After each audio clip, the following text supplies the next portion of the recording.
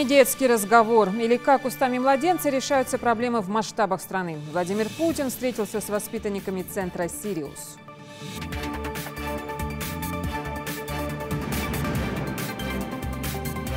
Можно иногда даже вот он контролирует, вот он теперь уходит вправо-лево, раз сразу отсюда его накапливает. Вот такой удар впрок. В зале бойцовского клуба РЗИ именитый файтер ММА Сергей Харитонов провел мастер-класс.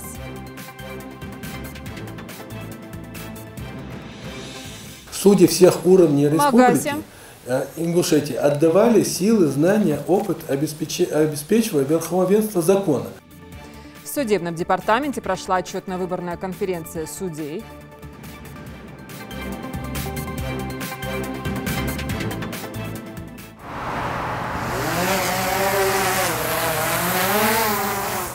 Практически операция «Земля-воздух». Нарушителей ПДД сегодня отслеживали сотрудники ГИБДД, наши корреспонденты и дроны-беспилотники.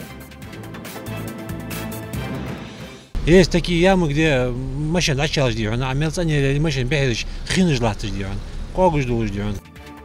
Карта убитых дорог укажет путь. Находим, фиксируем, заносим данные и голосуем. Власти на местах делают выводы.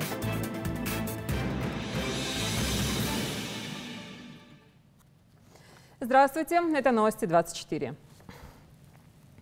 В Сочи Владимир Путин ответил на вопросы воспитанников образовательного центра «Сириус». В недетском разговоре с президентом приняли участие более 800 школьников. Это ребята из 66 регионов России. Обучающиеся по направлениям наука, искусство и спорт. В прямом эфире они спрашивали о своем, о наболевшем. Репортаж Марии Мистоевой. Вопросы главе государства воспитанники образовательного центра «Сириус» задавали на самые разные темы. Кого-то интересовало, какой ник мог бы выбрать себе Владимир Путин, будь он активным пользователем социальных сетей. А кому-то были интересны воспоминания из детства президента страны. Но все же большинство вопросов ребята оправдывали название программы. Многие вопросы и правда были далеко не детскими. Главным источником энергии в России являются невозобновляемые ресурсы, такие как нефть, газ и уголь. Но... Это правда еще вопрос. Говорят, что это тоже в известной степени возобновляется, но неважно. Но их запасы в конечном итоге они могут подойти к концу. И что же произойдет, когда это случится? Каким вы видите энергетическое будущее нашей страны? Во-первых, это еще не скоро случится. Мы открываем все новые и новые запасы, причем подтвержденные. Это касается всего углеводородного сырья, и нефти, и газа, и угля. Но что случится, это мы с вами знаем хорошо. Я думаю, что вы наверняка в курсе. Весь мир работает над водородной энергетикой, над возобновляемыми видами энергии, над биотопливом. Значит, возобновляемый — это ветер, там приливы волны, это солнечная энергия. У человечества большой выбор. Вопрос только в том, что все это должно быть эффективно и дешевле, чем углеводороды. Но думать над этим нужно сегодня, и мы должны над этим сегодня думать. Я уже приводил высказывание одного из министров энергетики Саудовской Аравии, который сказал, что мне очень нравится это высказывание. Он сказал, что каменный век закончился не потому, что камни кончились, а потому что технологии новые появились.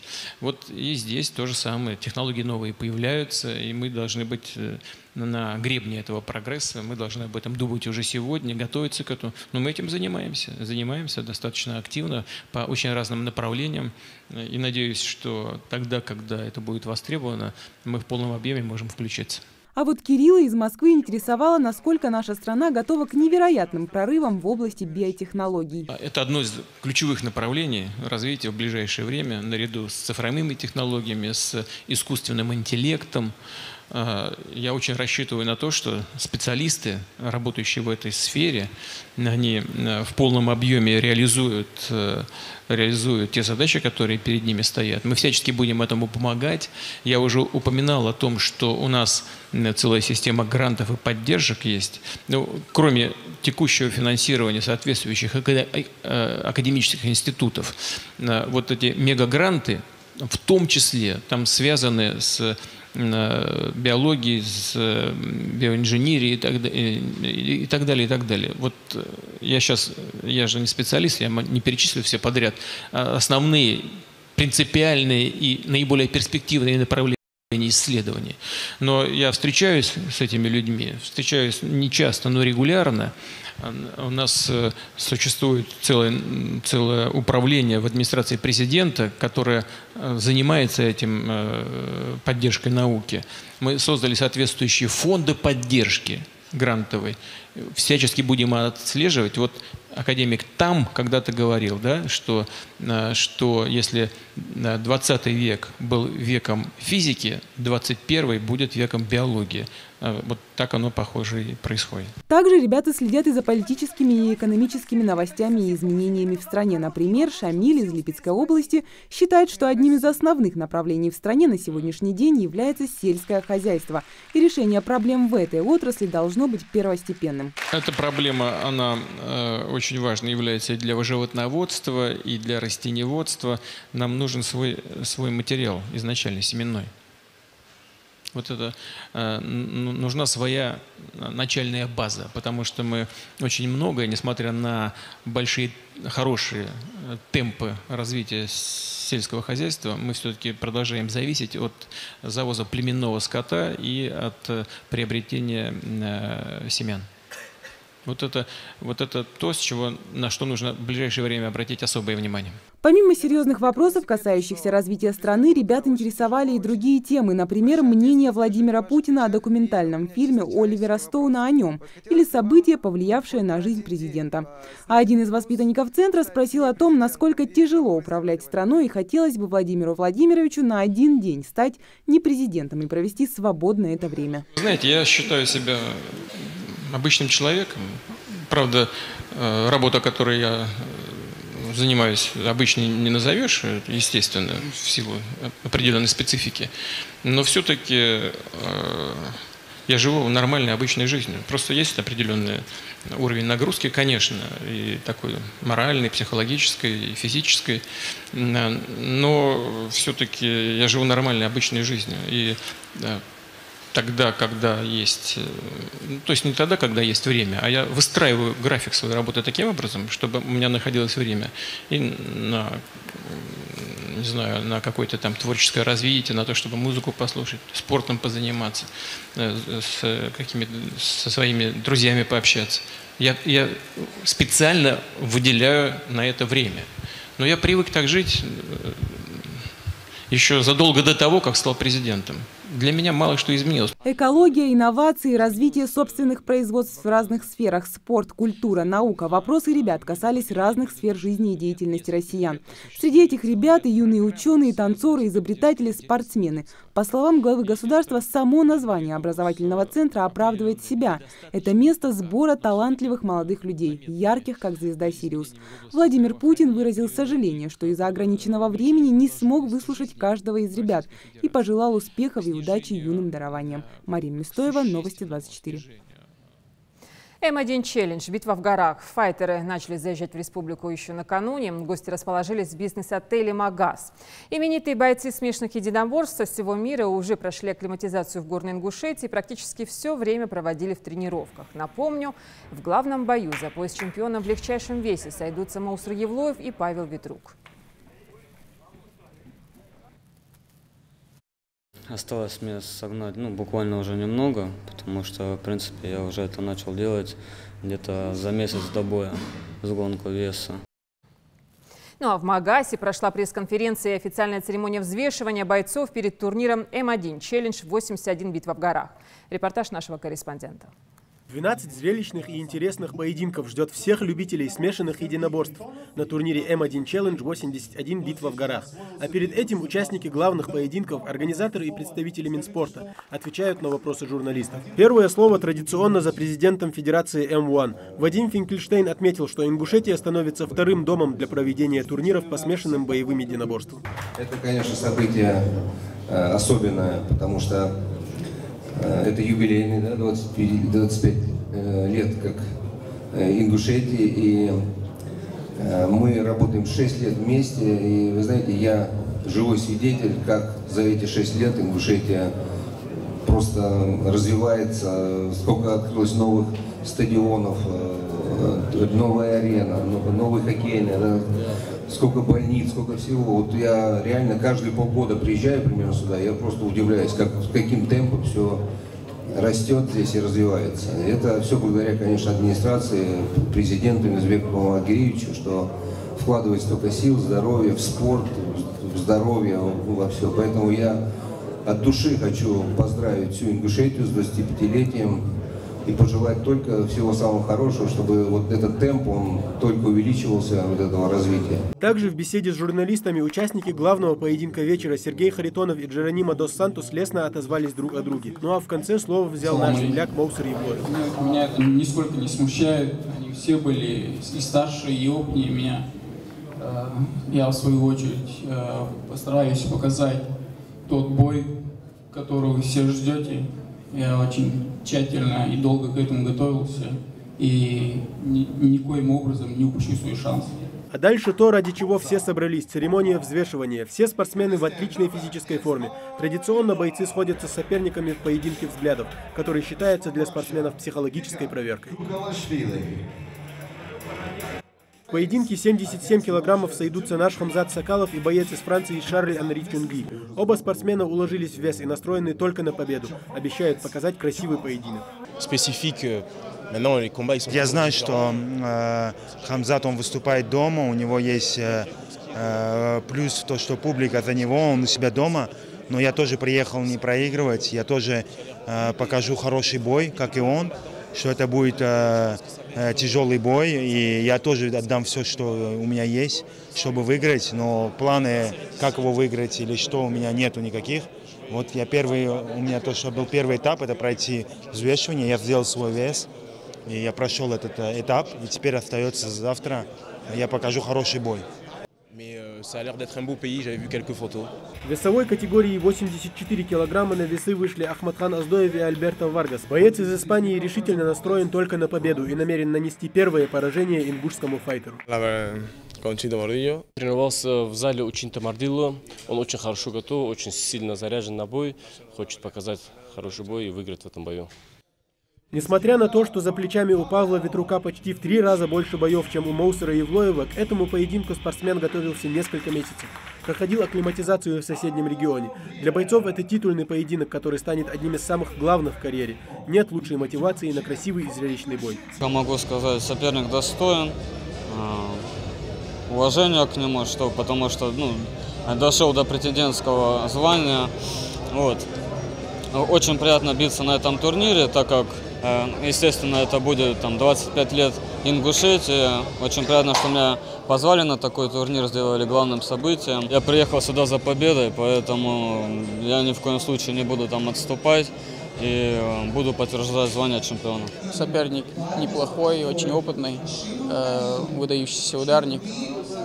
Вот, посмотрим, навязать ему свой темп, свою борьбу. Вот. Посмотрим, что будет именно завтра. Настрой именно должен быть на все 5 раундов, так как в бою может случиться все что угодно. А так, если получится завершить бой досрочно, болевым приемом или нокаутом тем же, я буду только рад этому. К началу одного из самых популярных турниров в мире смешанных единоборств все уже готово. Последний этап перед поединком с спортсменами тоже пройден. Все бойцы приехали, сделали вес, встали на весы, показали килограммы, которые должны были показать. Это было утром. В 9 часов мы все собрались, все, вес сделали. Единственное, у Соколова были проблемы с весом, но то же самое, как договорились, все нормально. Сегодня в 3 часа по местному времени, то есть 15:00, тоже прошло взвешивание более медийное. Было интервью, где выступали наш Моусер Евлоев, тоже Павел Ветрук, Фелькенштейн выступал, тоже Вадим Фелькенштейн. Все успешно прошло, в принципе, никаких как таких проблем нет. Болельщикам остается набраться терпения. Битва уже не за горами. Тамерлан Хабхоев, Исмаил Гатыгажев, Рахман Цуров, Новости 24. Напомню, все это действо будет транслироваться на каналах Матч ТВ и Боец. Прямую трансляцию обеспечит и НТРК Ингушетия. Начало в 13:00. В преддверии турнира один из самых известных файтеров Сергей Харитонов провел мастер-класс в зале бойцовского клуба «Эрзи».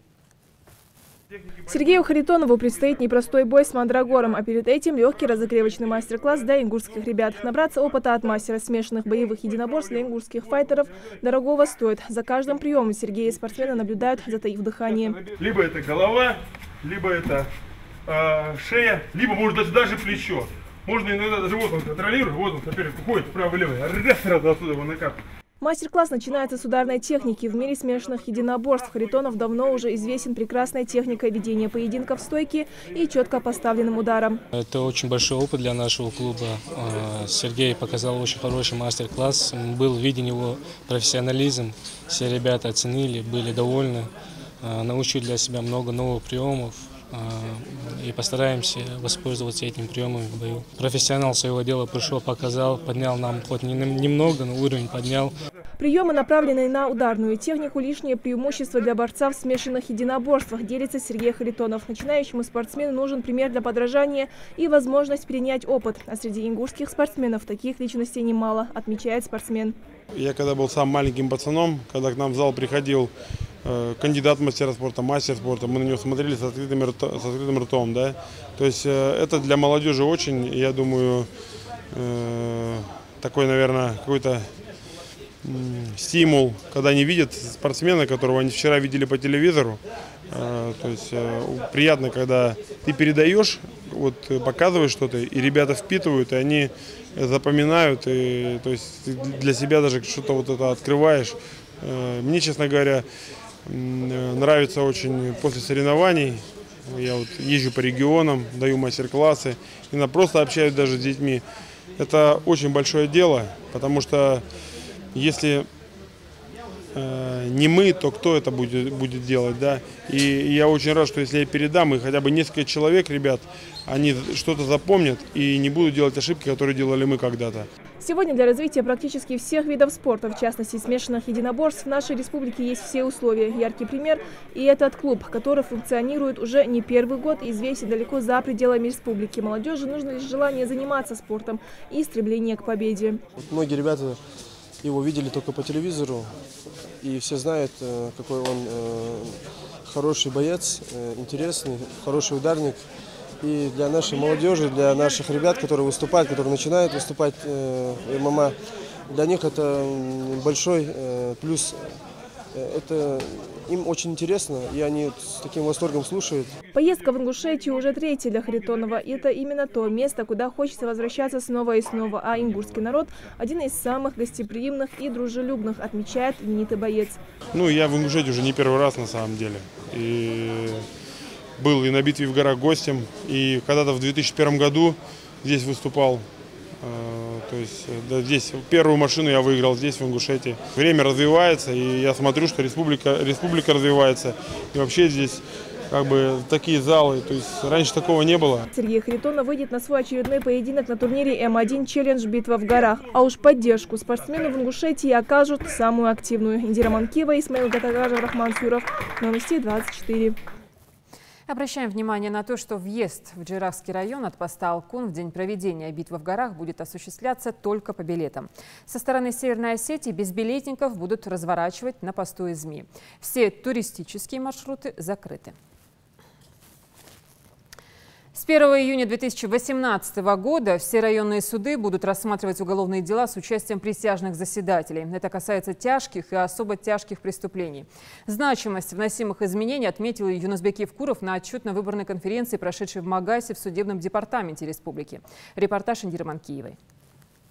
Эффективная защита конституционных прав гражданина – вот она, первая обязанность судей. Как рассказал председатель Верховного суда республики, с 2013 по 2016 годы к ним поступило больше 150 тысяч судебных дел. Из них более 3 тысяч уголовные, более 100 тысяч гражданских и административных и 40 тысяч дел об административных правонарушениях. Следует отметить, что за последние 4 года судьи всех уровней республики Ингушетии отдавали силы, знания, опыт, обеспечивая верховенство закона, охрану прав, свобод граждан, с честью выполняли свой профессиональный долг. В результате рассмотрения уголовных дел осуждено около 3000 человек, оправданы 27. К реальному лишению свободы приговорены около 600 человек. Всю судебную систему республики образует 71 судья. Глава региона, выступая перед собравшимися, отметил важность и серьезность работы всех этих людей. Работу судей глава сравнивает с символом правосудия, весами. Судьи должны взвешивать ситуацию и анализировать ее со всех сторон и в итоге наказать виновного. И главное в этом деле не ошибиться. Нам надо поднять все-таки правовую культуру нашего населения, пропаганду имиджа судебной системы и противодействие коррупции среди судебной самой системы. Это очень важно. Вместе с тем нужно всегда помнить о чистоте судейского корпуса, повышении профессионального уровня судей. Сейчас только что я тоже справку смотрел, сколько судей за прошедший год, в том числе 16 годов, прошли квалификационный отбор там, или же прошли курсы повышения качества, или там прошли обучение, переобучение. Это все равно говорит о том, что все-таки качество, оно впереди растет. Перед гостями выступил и главный федеральный инспектор Рашид Аршноков. Последние 2 года никаких скандалов и потрясений, все спокойно и хорошо. Вот как раз вам предстоит на сегодняшней конференции выбрать новый состав квалификационной коллегии. Прежний состав, и в этом тоже, в том, что я сказал, есть его заслуга, очень принципиально подходил к подбору кандидатов на должность судей. Даже слишком принципиально, слишком тщательно. Надеюсь, и следующий, который вы изберете состав, будет также работать. Всего хорошего, успехов в работе. В процесс судебного заседания планируется внести некоторые изменения. Об этом также заявил сегодня председатель Верховного суда региона. С 1 июня 2018 года все районные суды будут рассматривать уголовные дела с участием присяжных заседателей. Речь идет о тяжких и особо тяжких преступлениях. Значимость вносимых изменений отметил и Юнусбек Евкуров. Практика в регионах России тоже показывает, что совершенно явное с нарушением преступник решением судов присяжных освобождается. У нас тоже ряд таких практик уже было. Поэтому будет сложно. Будет сложно в первую очередь за то, что мы не совсем выработали, наработали вот этот механизм, нам его надо еще внедрять. И здесь я поэтому и обратил на это внимание. И если мы видим, что на начальном этапе это дело может развалиться, и присяжные заседатели могут освободить преступника, все-таки я понимаю, что конечную точку ставит суд, решение суда, виновный, не виновный. Но тем не менее, когда есть явные доказательства, то в этом случае, конечно, нам надо будет еще раз пересматривать такие дела. И в этом плане нам надо будет еще вырабатывать такую культуру работы, деятельности самого института присяжных. Официальная часть итоговой конференции судебного сообщества республики уже по традиции заканчивается на приятной ноте. В честь 25-летия республики за плодотворную работу от имени главы награды сегодня получили отличившиеся судьи и сотрудники аппарата судебного департамента региона. Добросовестный труд в связи с 25-летием образования Республики Ингушетия присвоить почетное звание «Заслуженный юрист Республики Ингушетия» Кориговой Маутхан Алихановне, судье Верховного суда Республики. Индира Манкива, Хаваш Гойгов, Новости 24. В ГИБДД взяли на службу квадрокоптеры. Они осуществляют надзор с воздуха с высоты птичьего полета и выявляют нарушителей. Техническое устройство простое в управлении, стоит дешевле стационарных камер и может применяться в дневных и в ночных условиях. На федеральной трассе М-29 прошел масштабный рейд инспекторов ГИБДД совместно с сотрудниками МЧС. О результатах в репортаже Марины Муталиевой. Квадрокоптер запущен в небо. Нарушителям не уйти от преследования. Любой маневр автомобиля будет зафиксирован мгновенно. Все происходящее на дороге с высоты птичьего полета можно наблюдать на экране этого устройства. Мы записываем сейчас, на флешку записывается. Вот в режиме онлайн времени показывают на планшет и автоматически делается запись на флешку беспилотника. Как только машина выезжает на полосу встречного движения, сотрудник МЧС сообщает о нарушении. Инспекторы ГИБДД останавливают первого нарушителя. Беспилотники вы вас засняли, ваши нарушения засняли, как вы едете. Вот. в отношении вас придется составить административный материал. Водитель «десятки» пытается уговорить сотрудника ДПС на первый раз ограничиться предупреждением, ссылаясь на свое особое положение. Инспектор поясняет, устройство фиксирует нарушение автоматически. С машиной договориться не получится и ни на какие уступки она не пойдет. Любой сотрудник пенсионер, это все научилась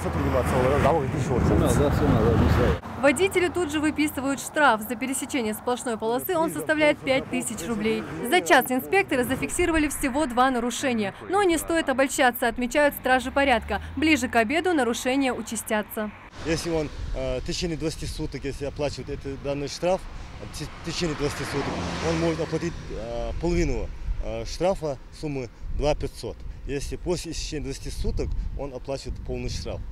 И еще мы можем направить, материал мы направляем в суд. А суд лишение, если суд его лишает от 4 до 6 месяцев. В ходе рейдового мероприятия мы еще проверяем по базе данных нарушивших эти водители, проверяем базы данных, имеются у них штрафы, неуплаченные в течение 60 суток. Инспекторы ГИБДД в беседе с нарушителями напоминают, из-за своей вечной спешки водители забывают, что нет ничего важнее и дороже человеческой жизни. Зачастую они и вовсе не знакомы с правилами дорожного движения, как, например, водитель этой черной приоры, который обгоняет автобус и тем самым создает аварийную ситуацию. Сплошной линии не слышно. Вот знак поэтому знак ты не должен даже знак видеть. Там есть пунктиры, разрешающие отбор. Есть такие пунктиры, которые предупреждают, что дальнейшее движение будет сплошная линия. Эти разметки метровые. Возможно, у кого-то по ту сторону экрана могут возникнуть противоречия на сей счет. Их озвучивает один из проезжающих мимо водителей. Утверждает, не знал, кому обратиться со своим столь очевидным предложением. Я остановил машину специально для того, чтобы сказать, вот именно вот этот промежуток дороги, он является самым трудным у нас в республике. Вот едем мы, к примеру, я спешу, может у меня больной дома, может мне надо экстренно кого-то отвезти, привезти. Из-за этого сплошной едут КАМАЗы, дальнобойщики, с Махачкалы едут, это же федеральная трасса у нас. Вот выстраивается колонна, вот там заканчивается эта сплошная. Человек резко выезжает на обгон, встречная полоса, попадает в ДТП. Усман уверен, что его мнение разделяют все жители республики. И действительно, с такой позицией водителей съемочная группа столкнулась не раз. Между тем, трасса-убийца с каждым днем уносит все больше человеческих жизней. Марина Муталиева, Хаваш Гойков, Новости 24. Ну а пока с воздуха нарушители выслеживают дроны-беспилотники, дороги региона регулярно патрулирует съемочная группа НТРК «Ингушетия». Корреспонденты выехали в рейд по Назрановскому району с самого утра, и вот что удалось заснять моим коллегам. Репортаж Ростанала Богачиева. 8:30, утренний час пик, все спешат на работу. Тут и начинается игра в буквальном смысле не на жизнь, а на смерть. Федеральная трасса М-29, в народе ее еще называют Бакинка, район Тушоли. Невзирая на других участников дорожного движения, напрочь игнорируя сплошную линию, водитель Мерседеса, как ни в чем не бывало, уносится вперед.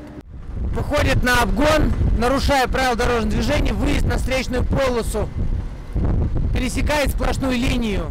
Совершив этот маневр, можно только благодарить, что водитель встречного автомобиля уступил дорогу. Хотя случай, который произошел пару месяцев назад, наглядный пример совсем другого итога. Из-за спешки водителя иномарки погибли 2 неповинных людей.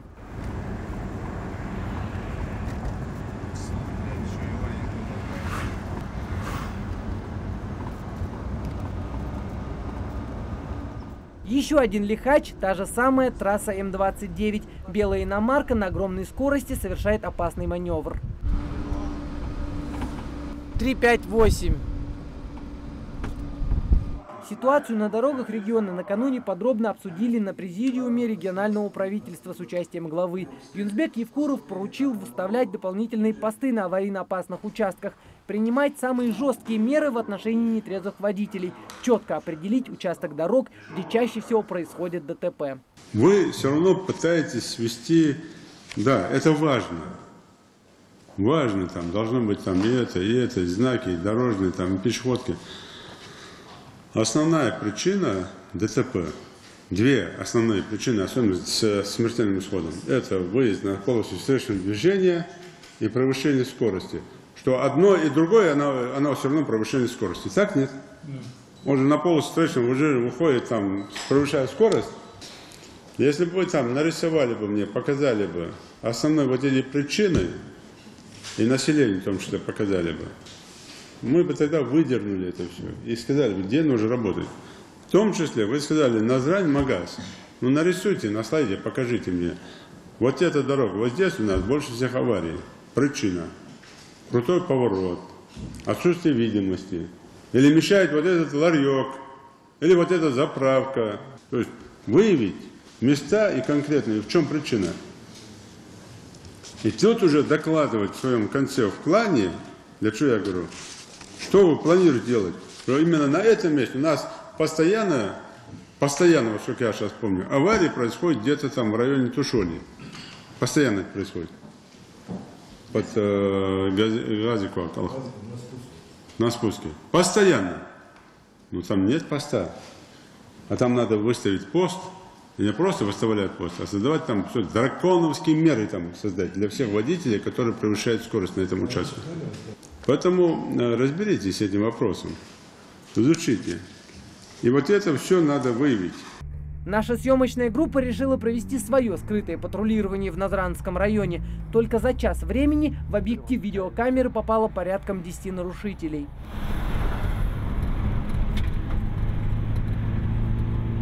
Назрань – одна из самых оживленных улиц Муталиева. Снова утренний час пик. Белые «Лады» 14 модели совершает обгон по той же схеме, как и на федеральной трассе.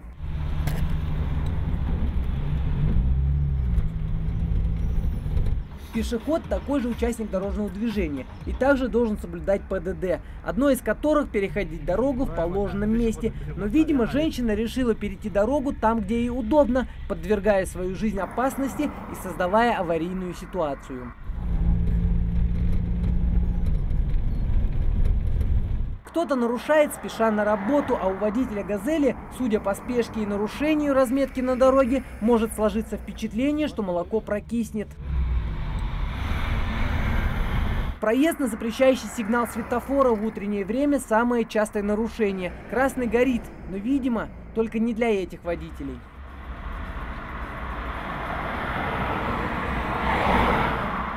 Красный чехол.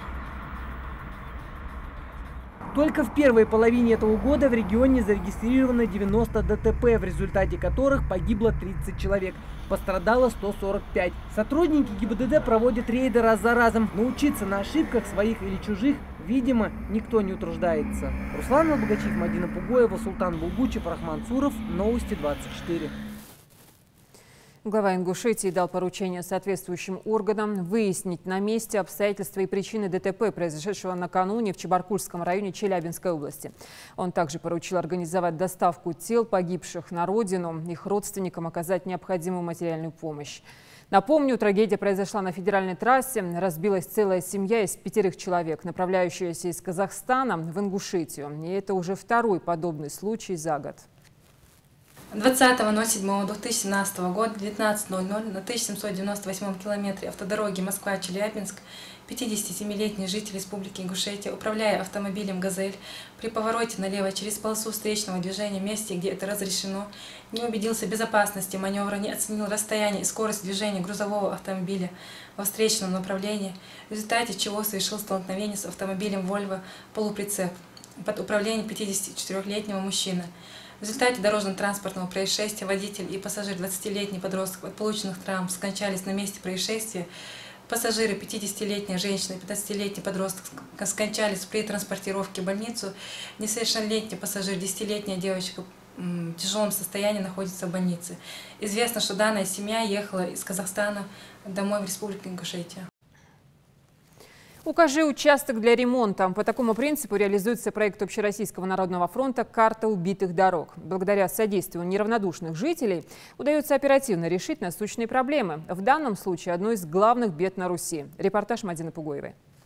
Еще пару месяцев назад дорожное покрытие по улице Московской считалось едва ли не самым худшим в Назране, однако и эта проблема нашла свое решение. Активисты ОНФ одной из первых отметили ее на карте убитых дорог и добились, чтобы местные власти как можно быстрее ее отремонтировали. Несмотря на жаркую погоду и водителей, которые то и дело, заезжая на свежевыложенный асфальт, изрядно мешали, дорогу удалось привести в надлежащий вид в короткие сроки. Эта дорога нуждалась в ремонте, мы ее помним до ремонта. Были ямы, и сам асфальт был в плохом состоянии. Сделали тротуары, коммуникацию сделали новую. Как нам говорили, 3 метра расширения дороги сделали. На 3 метра расширили дорогу. Ну, в целом, вы видите, уже совсем другой вид на улице. Следующие на очереди улицы имени Гайрбека Хаджи и Западная. Состояние дорог оставляет желать лучшего. Ямы, пробоины и асфальт, которые местами уходят под землю, создают препятствия для водителей. Именно этот участок дорожного полотна активисты ОНФ взяли на заметку. Пока фронтовики ведут переговоры с местными властями, автолюбители негодуют. Улицы есть сегодня солнечно, погода мивенди, есть такие ямы, где машина начала сделать, а милиционер машина бегает, хрен жлат сделать. Как ждут? Машина сделал ходовой полностью, ее машине делают. Так, ценник хаджа делают, неопытный шофер делают, машина доехалась, авария не случилась, метик сделают. А тем временем ряды активистов ОНФ пополняются. Тамерлан Гадаборшев еще студент, но для своей республики готов трудиться, не жалея ни сил, ни личного времени. По пути в вуз, признается он, часто встречаются действительно убитые дороги. А потому Тамерлан решил на деле проверить эффективность карты. Я неоднократно сталкивался с тем, что с этими разбитыми дорогами, не работающими светофорами. Я был участником даже аварии из-за этого. Последовать примеру молодого человека может любой желающий. Достаточно зайти на сайт дороги.onf.ru, найти на карте свой город и отметить на ней участок дороги, который, по его мнению, нуждается в ремонте. Как только отметка появится на сайте, жители республики смогут проголосовать за ту или иную улицу. Та, которая наберет наибольшее количество голосов, будет отремонтирована местными властями в первую очередь. Мы собираем всю информацию и передаем главам администрации. Создается рейтинг этих улиц. И заносится в план ремонта на 2017 год. У нас 23 улицы уже существуют на карте убитых дорог. Из них по Назране у нас 2 улицы, по Малгобеку 4 улицы и по Карабулаку есть 1 улица, уже которая ремонтируется. Очень скоро у неравнодушных граждан появится возможность добавить на карту не только участок дороги, нуждающийся в ремонте, но и отмечать на ней дорожные дефекты, открытые люки, стершиеся разметки, неработающие светофоры и так далее. К тому же смогут воспользоваться и мобильным приложением, которое в разы упростит задачу. Мадина Пугоева, Майрбек Миржоев, Новости 24. Завод по производству картонажных изделий заключил свой первый контракт по сбыту продукции. Теперь они будут поставлять картон еще одному недавно открытому промообъекту – заводу алюминиевых радиаторов. Сейчас на предприятии изготавливают первую партию продукции. Министр экономического развития республики Умалат Ташхоев посетил завод и пообщался с работниками цеха. В ближайшее время планируется заключить еще ряд договоров по сбыту продукции. Прорабатываем вопрос по тому, чтобы здесь готовилась упаковка для нашего оборудования, которое будет выпускаться, для продукции, которая будет выпускаться на светодиодном заводе. Сейчас мы вместе с руководством разговариваем о том, что организовать сбыт продукции на все предприятия, которые у нас на территории республики находятся, чтобы они закупали здесь. Это швейная фабрика, это комбинат детского питания и так далее. То есть вот сейчас основной визит по этому вопросу. Напомню, картонажную фабрику запустили 3 месяца назад. За счет инвесторов закуплено оборудование и благоустроена территория. Сейчас на предприятии трудится 15 работников, но после подписания всех контрактов штат сотрудников должны пополнить до 60 человек.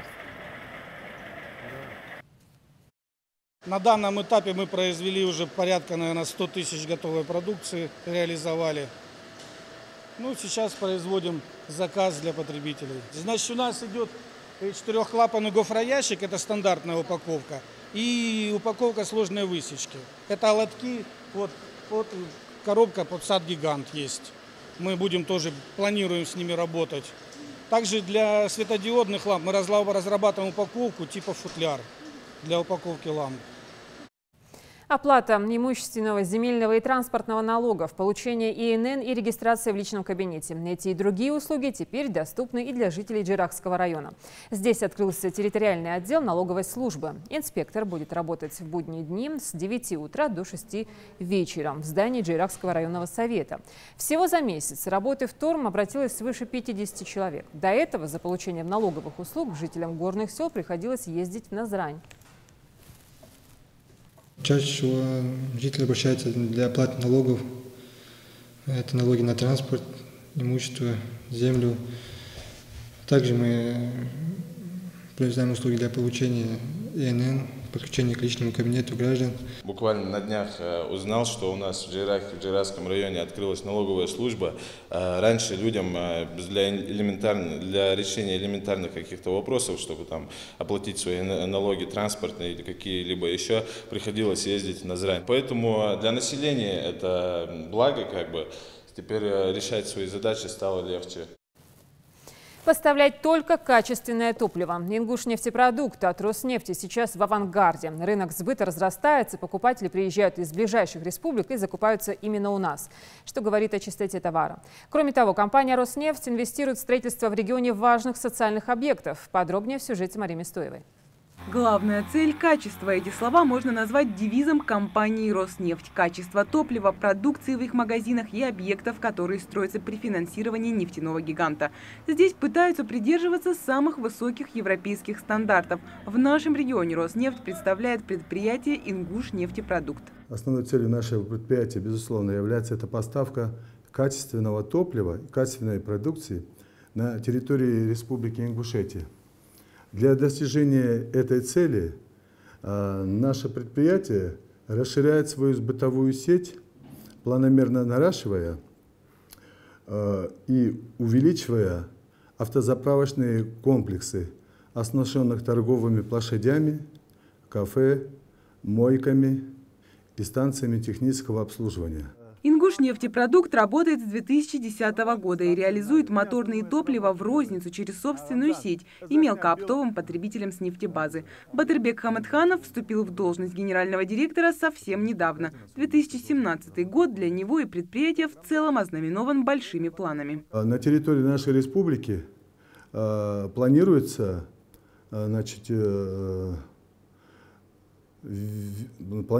постройка новых АГНКС. Это автомобильные газонакопительные станции, компрессорные станции, чтобы, безусловно, значительно улучшить не только имидж компании, но и расширить ассортимент нефтепродуктов на территории Республики Ингушетия. В Ингушетии функционирует 18 автозаправочных станций и 5 комплексов. На сегодняшний день это самая удобная служба сервиса в республике. Только на одном из таких комплексов сразу 8 топливных колонок, которые отливают различные виды топлива. Плюс ко всему клиенты могут воспользоваться и дополнительными услугами.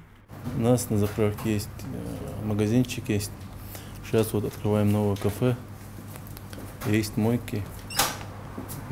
Есть все удобства для клиентов. Любой желающий может зайти в кафе, посидеть, попить кофе, чай. Качество и сервис позволили заправкам с логотипом «Роснефть» обзавестись своими постоянными клиентами. Только за один день Ингушнефтепродукт реализует до 200 тонн топлива. Запас без дополнительной поставки здесь хранится 45 дней. Если охарактеризовать то топливо, которое реализуется на территории нашей республики, надо заметить, что оно, безусловно, проходит у нас качественный и количественный контроль. На все виды топлива у нас имеются паспорта качества, а также топливо, поставляемое на АЗК и АЗС республики, проходит, соответственно, лабораторный контроль. Помимо этого, в рамках сотрудничества компании «Роснефть» с Ингушетией в республике построен ряд социально значимых объектов, таких как конно-спортивная школа в Карабулаке, школы в Сунжинском и Малгобекском районах, детские сады, центр по обучению рабочим профессиям нефтегазового профиля на базе политехнического колледжа. И в данный момент по этой же программе возводится молодежно-культурный досуговый центр в Назрани. Мария Мистоева, Рамзан Миржоев, Хаваш Гойгов, Новости 24. В это воскресенье, 23 числа, состоится традиционное массовое восхождение на Столовую гору Мятло. Организатором мероприятия является Министерство по внешним связям, национальной политике, печати и информации. В восхождении могут принять участие все желающие. При себе необходимо иметь паспорт гражданина России. Желающим принять участие необходимо до завтра оставить свои контактные данные, связавшись с Миннацем Ингушетии по телефонам, которые вы сейчас видите на своих экранах. Сбор, регистрация, инструктаж состоятся в 6 часов утра на территории нового автовокзала Назрань. Организованное отправление автобусов от автовокзала утром в 6 часов 30 минут, как сообщили организаторы мероприятия, для участников восхождения у подножия Столовой горы будет организована культурная программа и полевая кухня. С 1 августа Ингушский государственный музей краеведения стартует акция «Подарок музею». Задача – пополнить фонд новыми экспонатами, привить интерес к музейной деятельности, сформировать чувство сопричастности к истории родного края. Музей пригласил к участию в акции всех, кто неравнодушен к истории и культуре своего народа и готов внести личный вклад в пополнение музейных коллекций. Если у вас дома есть старые фотографии, документы, рукописные или печатные книги, значки, медали, монеты, предметы одежды и быта, которыми пользовались ваши родители, бабушки и дедушки, краеведческий музей с радостью примет их в дар. Желательно, чтобы эти предметы отражали самобытность, особенность ингушей или, наоборот, являлись бы характерными, типичными для конкретного периода в истории нашего региона. Эти вещи получат новый статус и новую жизнь, будут представлены на новых выставках и экспозициях, сообщили в пресс-службе музея. И еще одно важное объявление. Уважаемые родители, 26 июля в 15:00 в актовом зале школы-лицея Магаса состоится встреча главы Ингушетии Юнусбека Ивкурова с жителями республики. Главный вопрос обсуждения – это прием детей в школу-лицей города Магас, в школу-гимназию Магаса и школу-гимназию Назрани. Просьба к родителям, желающим участвовать в этой дискуссии, прибыть на место проведения встречи до 14:30. Следите за новостями на канале Ингушетия и до встречи.